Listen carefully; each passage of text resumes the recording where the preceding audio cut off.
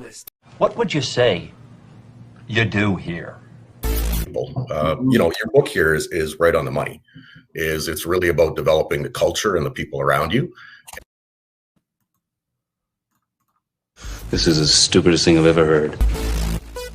Tips from this book. We also have a giveaway. That's right, a giveaway. And a giveaway. That's right, a giveaway. You've seen us on Instagram at Hug Your Books, right? David Princeton, friend of the show. Book hug moment. Advocate Claim Service. Hug Your Books. Original book hugger in the house. Gotta hug the book. We got the hugger in the house. So what kind of led up to writing the book? Well, so everything we do here, I run a company called Ironclad Restoration Marketing, and we specifically market and help restoration companies get more leads from the internet. Yep. Most simple way we can put it. So, what we found, and I'm sure you can attest to this, and what most people out there listening to this, and anybody that owns a restoration company, there's a lot of ambiguity when it comes to digital marketing, especially in the restoration industry. And it's such a high ticket, and it's very expensive. So we want to just cut through the noise. And one of the best ways to cut through the noise is, be a little controversial, but it really, hopefully it rang true, like you mentioned, that there is no BS in this book at all. It's no BS. It's no BS. It's a step-by-step guide to how to market your business. So hopefully we can get DYOJO involved and create a good community of valued resources out there. Awesome, man. Reading lists. All right. Thanks, man. Have a great one. So awesome. And so this episode, we're talking about phases of growth, your personal career development, some of those higher level positions. It's funny, soft plug, right?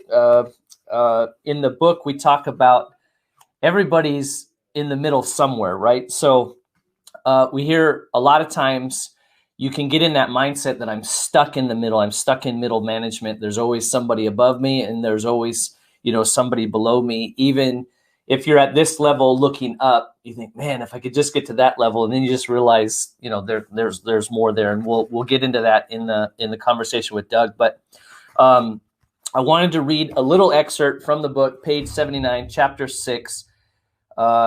Even if you reach the peak of the ladder, that hallowed C-suite of executive leadership, you still have ownership, investors, or a board of directors to answer to. In the case of many businesses in the restoration landscape, corporate mergers and buyouts mean that you likely answer to a board within as well as a board outside of the board, investors, which we talked about with Mark Springer on the mergers and acquisitions episode.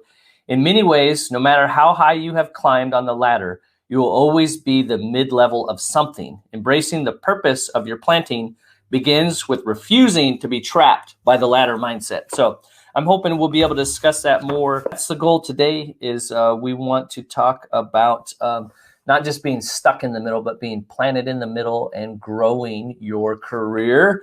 Drum roll, please. Here we go. Doug. Good morning. John. How are you? Look like, what are maybe some of the lessons you learned from the outside coming in that really helped you in the industry? I think one of the upsides of not being a subject matter expert, John, is that you have to focus on the people. Your book here is right on the money. It's really about developing the culture and the people around you. When you're not the subject matter expert, I've seen a lot of people, unfortunately, fail or struggle at leadership because it's easy for them just to take over. Kind of push somebody to the side and just go, I'll do it myself. Heck with it. And unfortunately, that might solve the short-term problem, but it's not going to solve the long-term problem. Oh, that's really good. Yeah, because exactly that, right? You're like, you're doing it wrong. I'll just, give me that wand, give me that hammer. For sure. I think a lot of companies get into trouble thinking along that lines. They'll take their strongest technician, for example, and make them into a supervisor. Not that can't work. For sure, it can. Yeah. But it's more the leadership and the people skills that are far more important. Short of doing trade work directly and obviously having foremen, etc. But when you get into the leadership side, it really does come down to the people and culture. Yeah. Well, on the other side too is having a different perspective and setting up yourself for success as a leader in a new industry.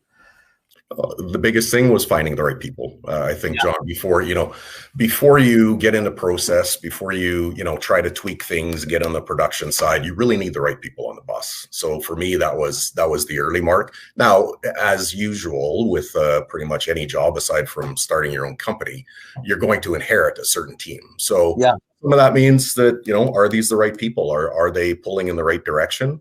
But until you get the right people on the bus and you get everybody pulling the same direction, management is just too difficult to try to manage when you've got people that are working against the flow and trying to pull the team into a different direction. So that's the first, is always analyze your people. Again, when you inherit a team, go through it. I mean, take a look at who you have and what their strengths are, and then figure out, do I need to complement that? How can I adjust my style to make them more successful? So it's a show you're not going to want to miss. But thank you so much for listening to the DYOJO podcast. As always, our goal here is to help you shorten your dang learning curve. The Ironclad Restoration Marketing team has certainly done that with their No BS guide. We got our nice bookie books for the reading list, and so let's get out of here. Let's be done with this. This is we've gone on long enough. This is let's get out of here.